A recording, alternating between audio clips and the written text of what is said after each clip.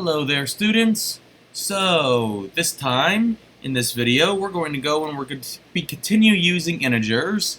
However, we're going to also use integers inside variables and inside input statements. So the things that we did with strings before, now we're going to do with integers, and it's a little bit trickier. So let me just run this module here. And so, welcome to the budget app. Enter your income. Okay, I don't know, I make 500 bucks. Fine, why not? And what's my rent? Oh, my rent is 100. What's your bills? I don't know, it's 150.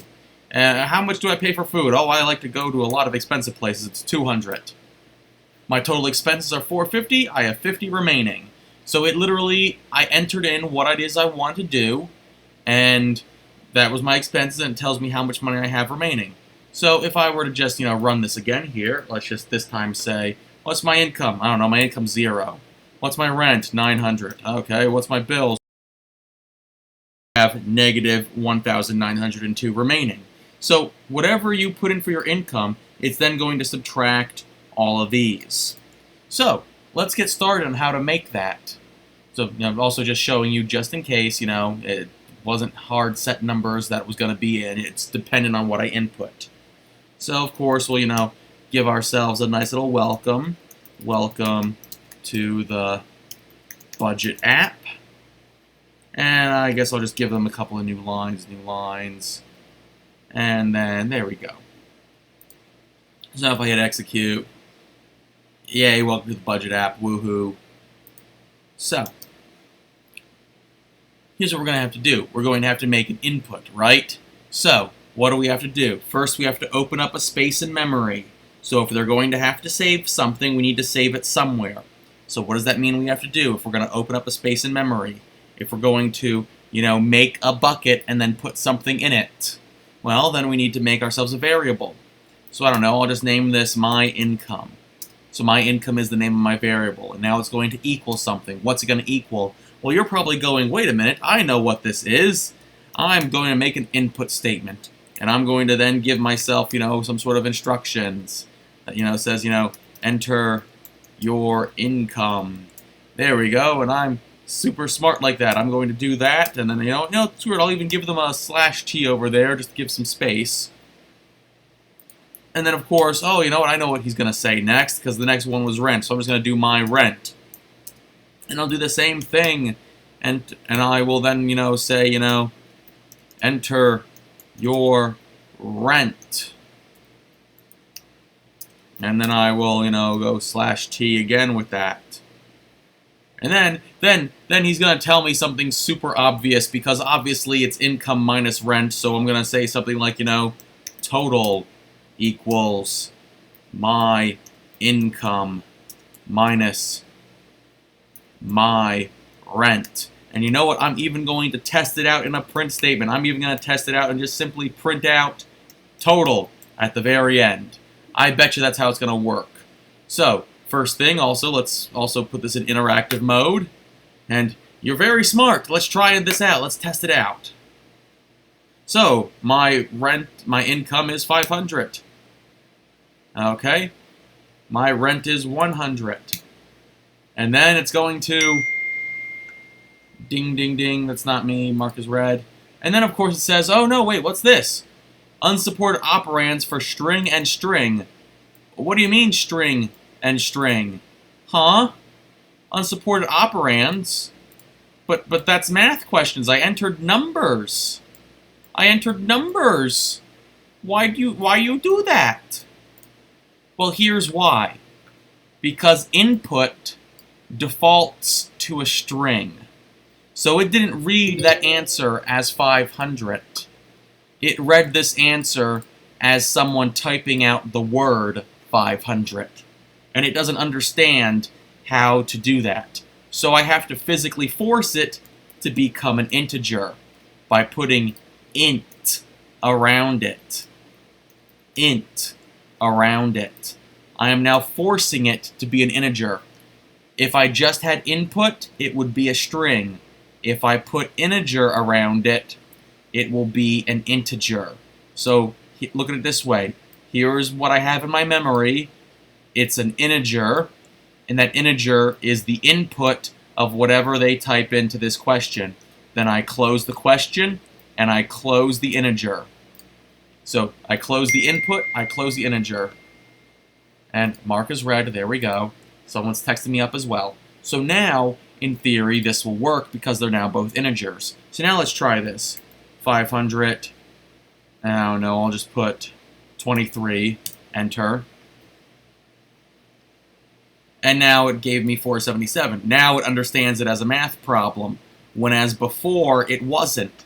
So in case you were wondering, why do I have to always put int in front of these things and force it to be an int? Well, here's why. Because there are certain functions in the programming that automatically defaults to a string, such as input. So if you want it to understand, no, we are specifically putting in an integer, not a string, you have to tell the computer we're making this an integer. So the other error you could wind up having in this sort of situation is, okay, I'll put $500. But then, you know, oh, what's my rent? Oh, my rent is $100. Enter.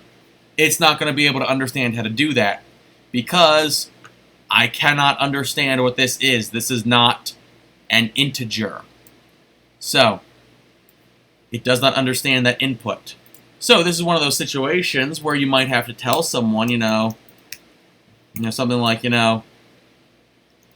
please use whole numbers only.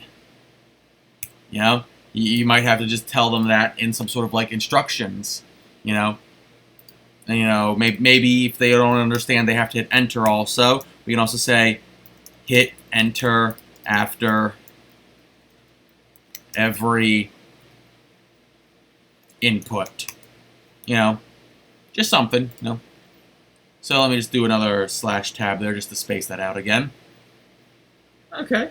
So we're getting there. So of course I'm just gonna, gonna delete that for right now because there were a few other things I wanted to add in there, right? There was bills and food. So my bills equals int input, enter your bills /tab, and then of course there was food, right? My food equals int input, enter your food /tab. Okay. So now there's one way we could do this. We could do this as total is my income minus my rent minus my bills. But go down all the list. But of course, this is just a very truncated version here. I mean, I separated bills like this instead of, electric and gas and water and, any HOAs and all that if you have, something that has that sort of thing. And of course, car bills, phone bills, all that sort of fun stuff. So, realistically, we would have like, 20 different expenses we would have to take off. Do you really want to write that down as one long line over here? Probably not. So I'll tell you what we're going to do. We're going to make ourselves another spot in memory. We're just going to say, expenses. And expenses is going to equal, my rent plus my bills plus my food. And then we'll print that out. We'll print something along the lines of, new line. Oops. Helps when I have the parentheses to start it. New line. Oops. Helps when I also have the quotation mark to start the string. New line. Your total expenses are. And then, of course, we'll give it a comma and we'll say, expenses. And we'll print that out. And then we'll have total equals our, or my income, because that's the one thing that was actually money we were adding in. My income minus expenses. Oh, by the way, what was expenses? expenses was all of this added together. So now you don't have to worry about having to put a giant long line of things. You only have to minus one thing. If you make a mistake, you can change it up here. And then, we'll print it out and say something along the lines of, like print, let's see here. Whoops. Helps when I remember to actually start the new string. Okay. You have a total of, and then of course I can just, comma, total remaining. Whoops. And what was wrong with remaining? Remaining was not a string. There we go. And I'll just delete that print total. There we go.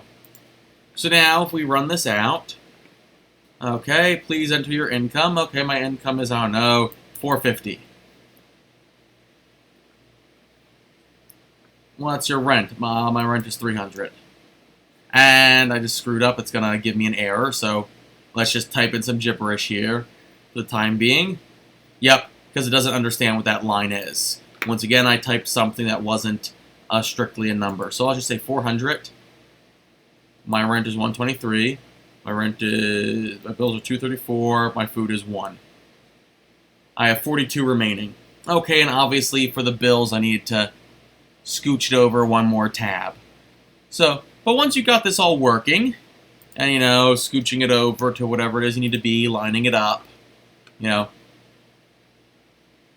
maybe give yourself a couple of new lines because it was a little crowded right there. Just stuff.